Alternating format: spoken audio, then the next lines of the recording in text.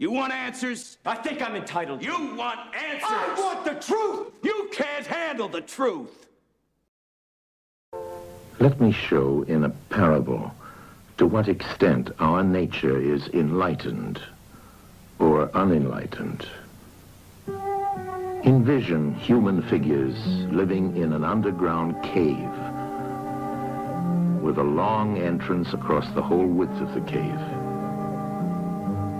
Here they have been from their childhood and have their legs and necks chained so that they cannot move and can only see before them, being prevented by the chains from turning their heads around. Above and behind them, a fire is blazing at a distance. They see only their own shadows, which the fire throws on the opposite wall of the cave. For how could they see anything but the shadows if they were never allowed to move their heads?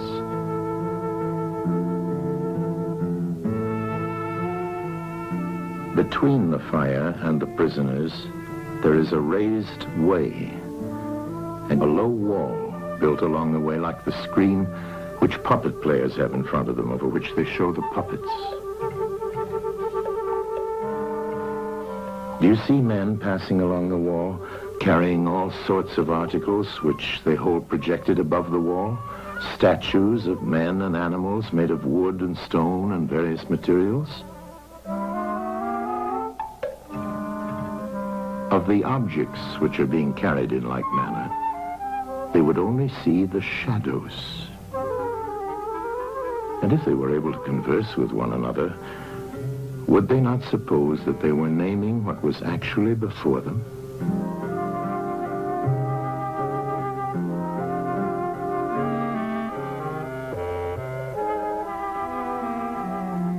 And suppose further that there was an echo which came from the wall.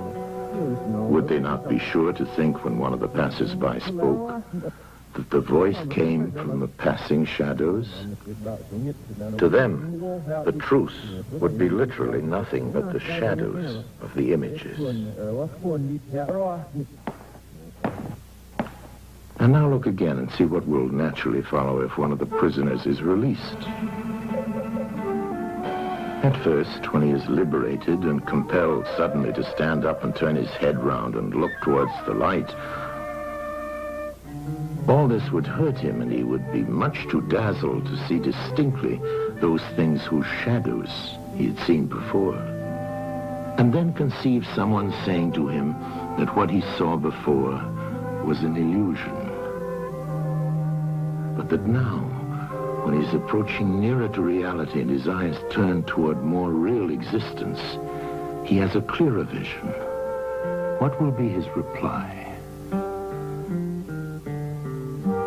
And you may further imagine that his instructor is pointing to the objects as they pass and requiring him to name them. Will he not be perplexed? Will he not think that the shadows which he formerly saw are truer than the objects which are now shown to him? And suppose once more that he is reluctantly dragged up a steep and rugged ascent and held fast until he is forced into the presence of the sun himself. When he approaches the light, his eyes will be dazzled, and he will not be able to see anything at all of what are now called realities. He will require to grow accustomed to the sight of the upper world.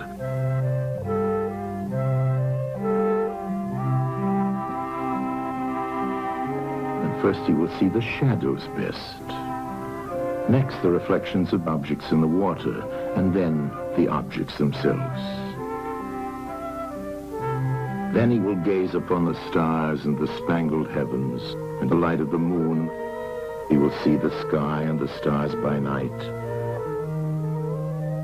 Last of all, he will be able to see the sun, and not mere reflections of it in the water, but he will see the sun in its own proper place and not in another. And he will contemplate the sun as it is. Will he not then proceed to argue that it is the sun who gives the season and the years, and is the guardian of all that is in the visible world, and in a certain way the cause of all things which his fellows have been accustomed to behold? Clearly he would first see the sun, and then reason about it. And when he remembered his old habitation and what was the wisdom of the cave and his fellow prisoners, do you not suppose that he would bless himself for the change and pity them?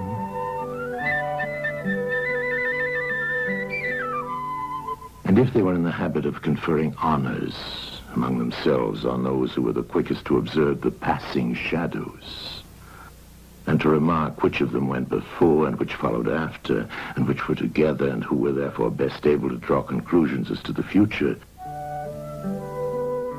do you think that he would care for such honors and glories, or envy the possessors of them? Would he not say with Homer, "Better to be the poor servant of a poor master, and to endure anything rather than think as they do and live after their manner"? Imagine once more such a one coming suddenly out of the sun to be replaced in his old situation. Would he not be certain to have his eyes full of darkness?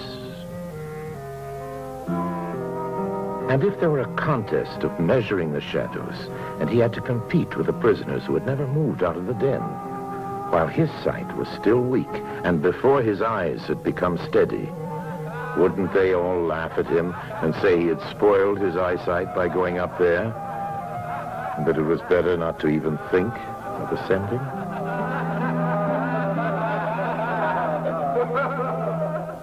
And if anyone tried to release another and lead him up to the light, let them only catch the offender, and they would put him to death.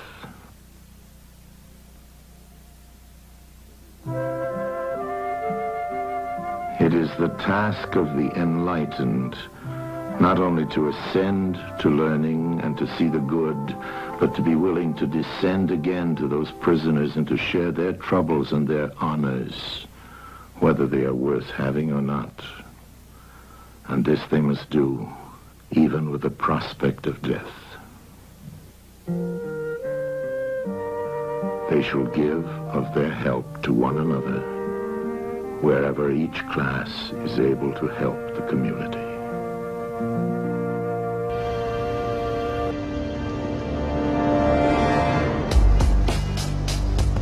The Matrix is a system, Neo. That system is our enemy. But when you're inside, you look around, what do you see? Businessmen, teachers, lawyers, carpenters, the very minds of the people we are trying to save. But until we do, these people are still a part of that system, and that makes them our enemy. You have to understand, most of these people are not ready to be unplugged. And many of them are so inert, so hopelessly dependent on the system, that they will fight to protect it. Were you listening to me, Neo?